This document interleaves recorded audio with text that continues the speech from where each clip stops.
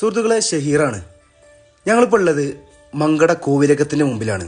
നമുക്കെല്ലാവർക്കും അറിയാം, ഇന്ന് ചിങ്ങം 1 കർഷക ദിനം. ഇന്നിവിടെ മങ്കട ഗ്രാമപഞ്ചായത്തും കൃഷിഭവനും സംയുക്തമായി ഒരുപാട് കാര്യങ്ങൾ ചെയ്യുന്നുണ്ട്. അപ്പോൾ നമുക്ക് നേരെ അതിൻ്റെ വിശേഷങ്ങളിലേക്ക് കടക്കാം.